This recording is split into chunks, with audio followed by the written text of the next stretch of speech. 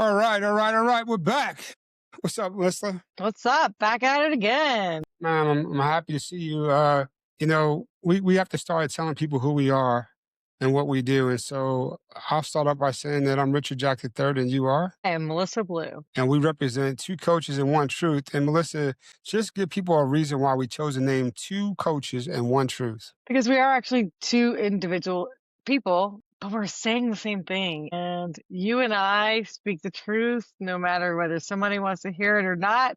We are straight shooters. And that's why we're even doing this podcast and why you're one of my good friends. Yeah, and I also want to add to that, I find it fascinating that life happens. And I think sometimes we have to get out of our own way and be honest with ourselves. And that's where the truth comes in. I think sometimes, in coaching in particular and in my life, we can't get past certain situations without truly being honest with ourselves. And so I love the name Two Coaches, One Truth because we are speaking the same language and we are very two individuals that really believe in being understanding and at the same time holding people accountable and as well as ourselves because that's where the truth comes out when you're able to look at yourself in the mirror and be honest with yourself and understand that life is going to happen. It's what you do with what's happening. And when you tell yourself the truth is it when you can truly overcome some challenges. Would you agree with that? Completely agree. It's All where right. we truly being authentic to ourselves. And in a world where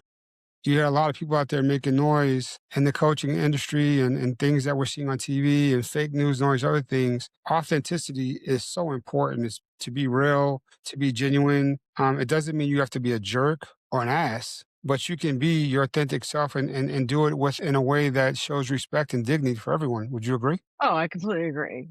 Because we all know that, I might be a smartass every now and then, but I'm not being a jerk when I come across that way. So, like, it is what it is. Some of the things that come out, my one-liners are fantastic once they start coming out. Yeah. Well, when they do come out, you better hold on for dear life because they're gonna come out. You know what I mean? So I want to jump into today's episode, and I want to base it upon the conversation we had last week where we talked about confidence levels and the imposter syndrome and how the imposter syndrome affects your confidence, or is it the lack of confidence creates the imposter syndrome? Hmm.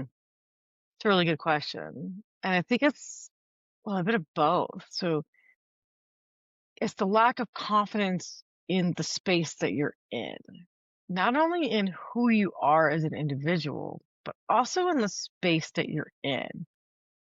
You don't believe that you deserve to be in that space, or you don't believe in the fact that you are who you are, whether it's now I'm a coach and I came from the CFO world and the accounting world. So if I didn't believe that I'm a coach, I'm going to show up with lower confidence because I don't have the belief in myself. So if I think of confidence and I think of how it's related to imposter syndrome, is part of your identity.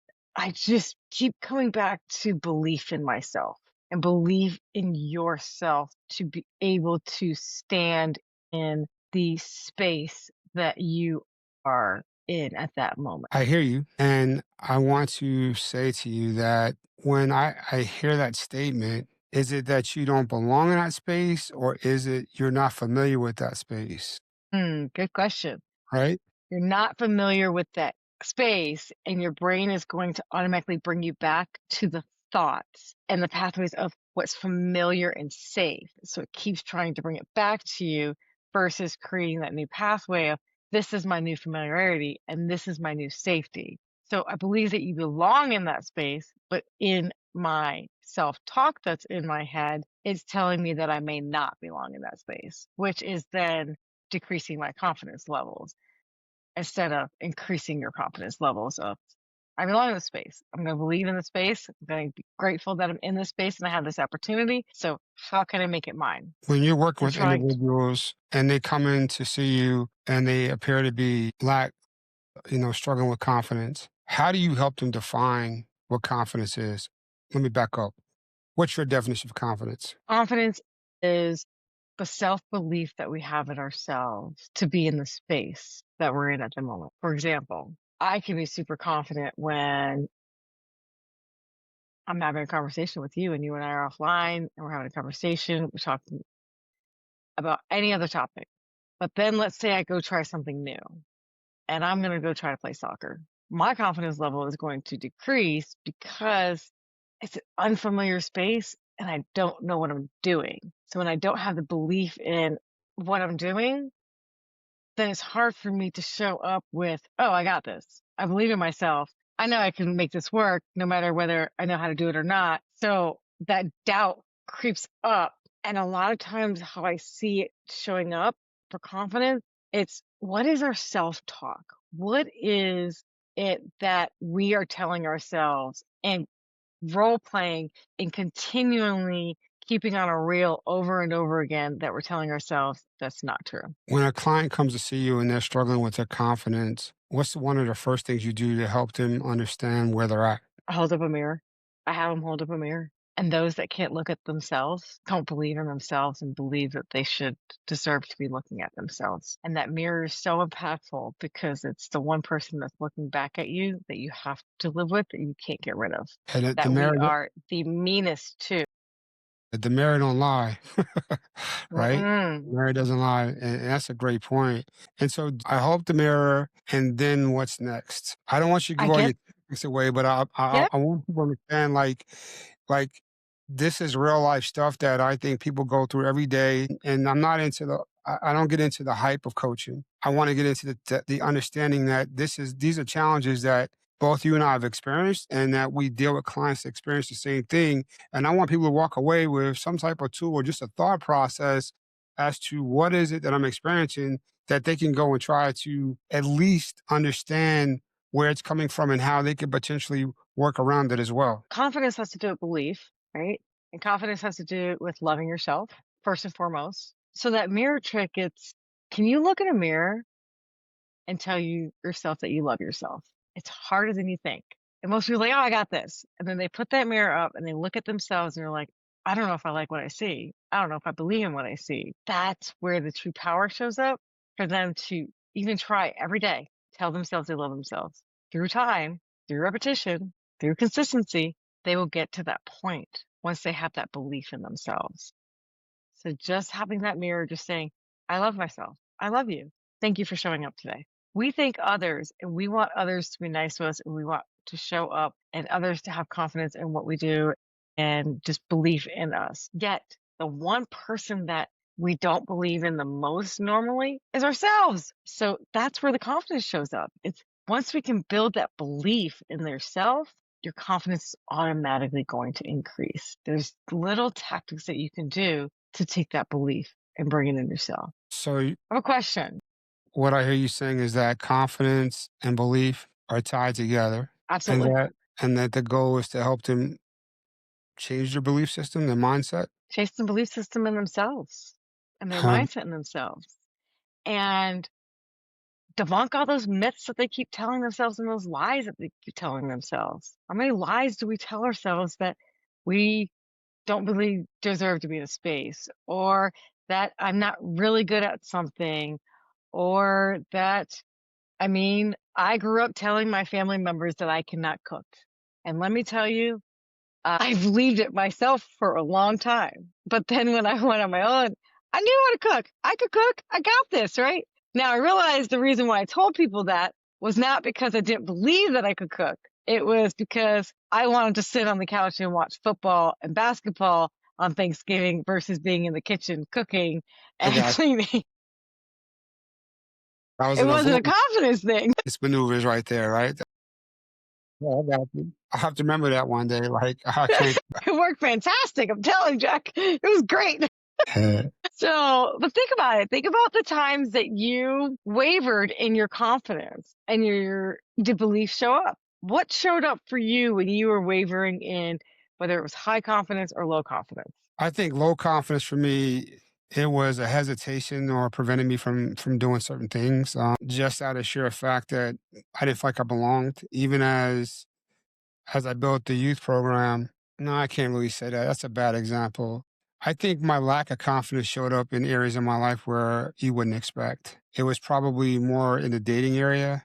I think being in the military, once I overcame the hurdles that I overcame, I think my confidence soared to a point where I think there's times when people may have said, you're arrogant. But when you look at my body of work and what I was able to achieve and accomplish coming from where I came from, I just don't believe there's anything that I couldn't achieve because I think that the idea that I had a system around me that helped me understand how to lean into different aspects of things and how to see it differently and to ask the questions that need to be asked ahead of schedule and to look at things from various angles. It gave me the confidence and belief that whatever challenges comes up, I'll figure it out.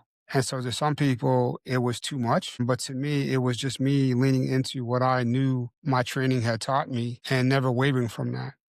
As a controller, before I could ever go to my supervisor and tell him or her I had a problem, I had to go look at the regulation and figure out what the reg said and interpret it and understand how to present that information. So now, when people say they don't know stuff, I'm like, well, you have a computer in your hand or you have your phone in your hand and you're telling me you can't figure this out. That's not to be arrogant, but I think it's also a way to encourage people to take some initiative and lean into whatever the project is.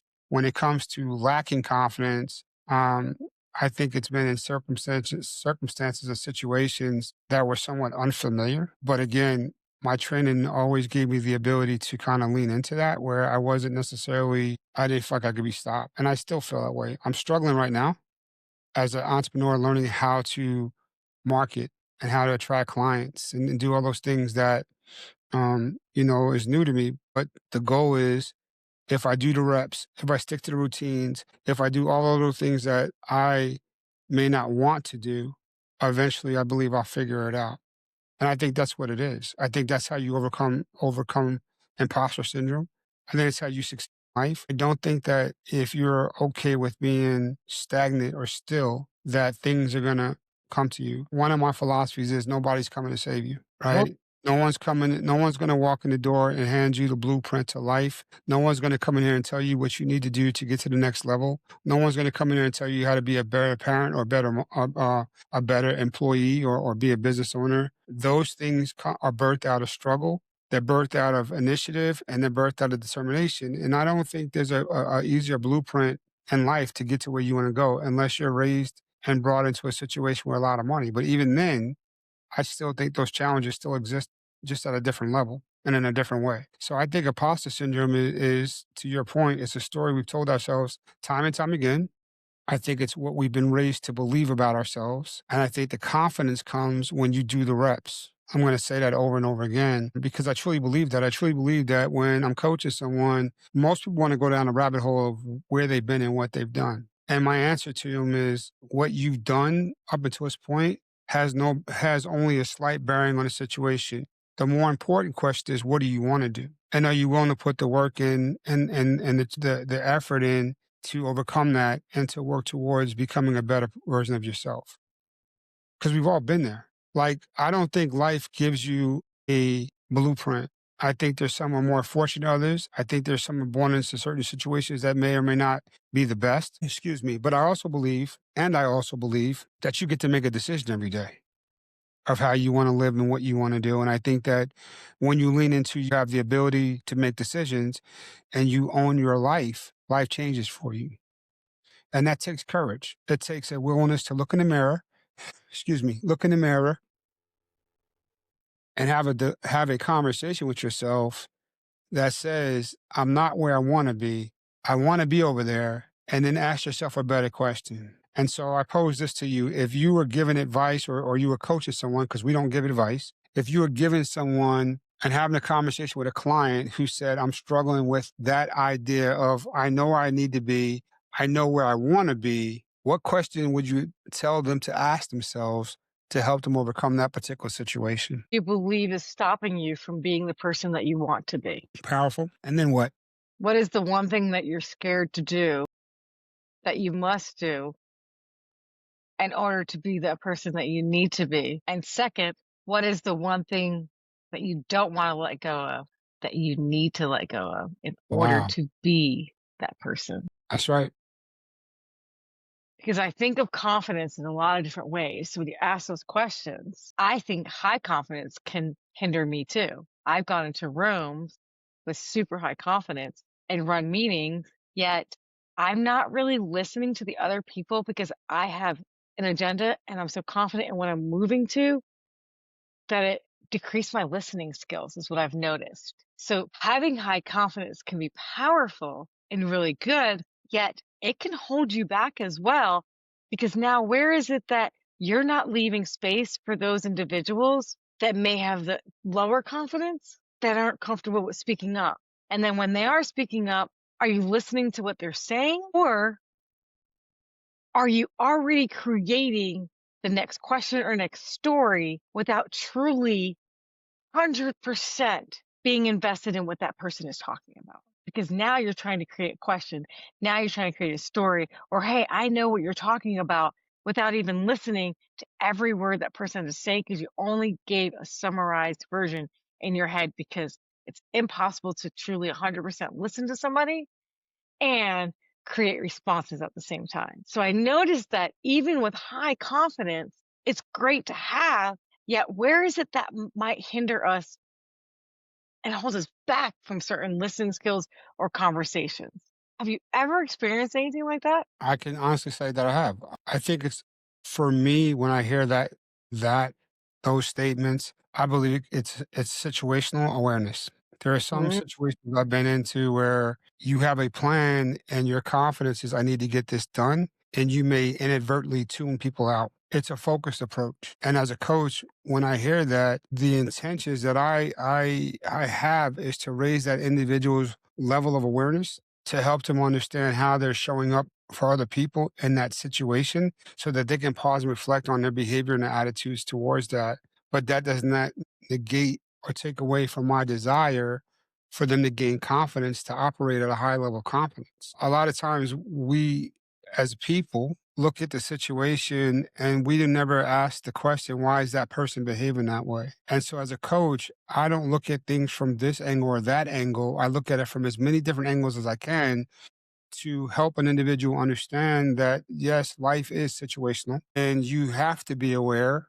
And at the same time, that should not detract from you trying to achieve the best version of yourself. And I think we're all susceptible. I mean, even in my own life, in running nonprofits and doing things, people in my family would tell you, he can be difficult to talk to at times. I don't think I'm difficult. What I think is that I have an agenda, and if my agenda does not align with your agenda, it's okay. And as a coach, I'm going to hear you, but maybe that conversation is not appropriate at that particular point in time for me. So I think a lot of times in life, we get busy and we may not be aware of how we're showing up for other people.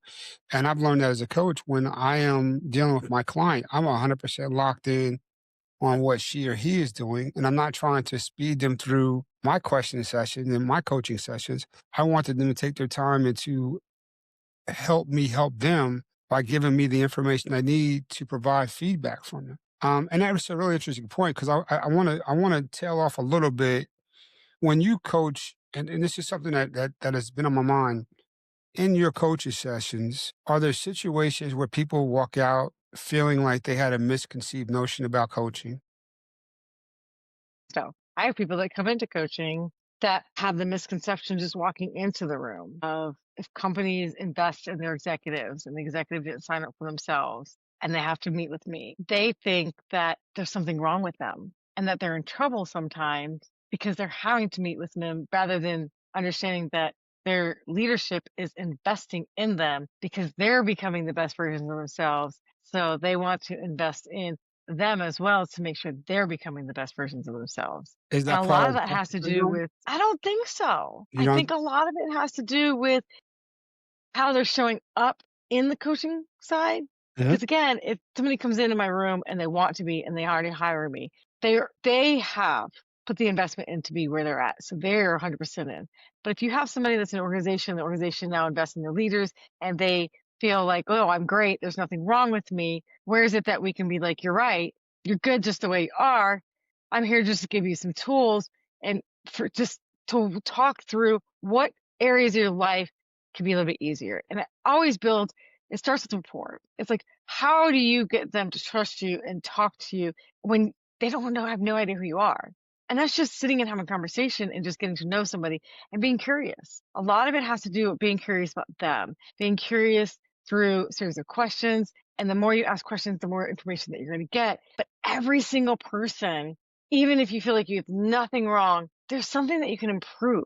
So it's, where is it that maybe I'm having a difficult time talking to somebody? Oh, well, I don't know, but we can't get through each other. Okay, well, let's talk. Where is it more about self-awareness on how you're showing up and how you're being perceived by others versus just situational awareness that you mentioned earlier? I think it has more to do with self-awareness. It's understanding how you show up, but understanding how the other person on the other side is taking in what you're saying, what your facial expressions are, what your body language is. How is that coming off to the other person? Not just you knowing how you show up. How is it truly coming off to the other person to know what that true awareness really looks like from all aspects? And I see the opportunity too with imposter syndrome. I see that you could have a scenario where someone is suffering from imposter syndrome and the perception is that they're not approachable because they're perceived to be cocky or arrogant or they lack confidence. In reality, they lack confidence enough to have that conversation, explore that with you. All right. Or you mentioned this earlier. I'm going to throw it back now. Is it confidence or courage to have that conversation? What is the difference? Well, I think it's a little bit of both. I think confidence is, can I enter this conversation, maintain my composure, and to talk this out? Courage is, this might be a difficult challenge, but I'm going to do it anyway. And the confidence says I have the skill sets to accomplish this either way. So I think it's a little bit of both. I think in many situations we go into, even as coaches, we don't always understand or know the circumstances that we're walking into. We're confident that we can go in there and produce. The courage comes in if we're stepping in with a new client who may be someone we're not familiar with, but we know that we can help them. That's, to me, that's where this kind of plays out in life and in our coaching sessions. I know it doesn't mine. I know that I don't always have the answers right off the bat, but I'm not supposed to have the answers. My job is to guide you and confidently guide you through the process because it is a process. I think it's all a process that we're learning from and that we get a chance to impart wisdom, impart not wisdom, because that's not really what it is, but we're imparting tactics and skill sets on people to help them maneuver and grow and develop. And I think it's an individual choice to do so. Now, it's not only an individual choice. How do you have them understand that it's a maintenance that needs to be done versus they're going to give me this one tool, I'm going to do it this one time, it's going to fix me, and now I got confidence tomorrow? Does it really happen that way? Because it doesn't happen that way for me. No, I think that one of the things that I try to help my clients understand is that this is a process. It is a, like life, it is an ongoing, never ending process until we close our eyes for the final time. And every opportunity you have to reflect and look at it, which we don't do enough of, we don't slow down enough. We've actually sped up, in my opinion. But we have to take time out to listen and to understand that this is a process and that the maintenance part of it is taking those time out for yourself, taking those times to reset, looking at yourself in the mirror and having a conversation from time to time, especially when you're feeling stressed out, asking yourself the question, is this right for me? What about the situation I'm about to encounter makes this right for me? What challenges that I'm about to face are going to benefit me, right? I think it's on how we question the situation and how we lean into it. And I think, recall a story that said that when a storm hits, the buffaloes run into the storm. And so I was going to research that today to kind of get a familiarity with why they do that. But I think the only way through the storm is to go through it, whatever that storm may be, whatever phase you're in your life. I think you have to go through it because what's on the other side may be 10 times better than what you're going through. And I know that coaching has been that transformational process for me that I'm going to get through it, whatever that may be. And oh, by the way, I also know that I have a library of tactics and tools that I can use at my disposal to help me quiet my mind, to help me get over it, to help me navigate these challenges in a healthy way without distorting the truth. So I throw that question back to you. What's your take on that? You said distorting the truth. Uh, And that's what I think it is where are we distorting the truth? Where can we identify what the thought process is that's coming up and then create the reality out of it of what's actually happening? Because it's usually a distortion of the truth that's coming into play that we keep telling ourselves over and over again. So where is it that you can reframe it and stick to what's actually happening? That thought is trying to protect you. Like our brain is about safety, our brain is about familiarity. So it's trying to protect us. What is it trying to protect me from? So identifying that what it's trying to protect me from, and then focusing on what is actually happening and actually the truth. Because your focus is on something that's distorted, something that's not correct. But if we change our focus to be what the actual truth is, it allows us through wiring to change how we believe in the situation Yeah, but how do we and know how it's we the move truth? forward. How do you know it's the truth? In other words, because it's perception. Your mind, your thoughts are not the reality, not your reality. They're just thoughts, right? We lock onto them, but are they really? How do you know your thoughts are real? Is what I'm trying to get to. Because if I have a belief that this is a truth, first of all, it's a belief. I don't know it's true, but I've already bought into it before I have any evidence. So is it really about locking into the truth? Is it about lock? Is it about the belief? Is it about the truth? Or is it about focusing on what you really want? I think it's a little bit of all of it, focusing on what you really want. But where is the evidence to say that that is you, really you? So where is it that we can define what it is? Let me give an example. Somebody claims that they're lazy. Okay, a kid claims that they're lazy. Are they really lazy? They keep claiming that they're lazy.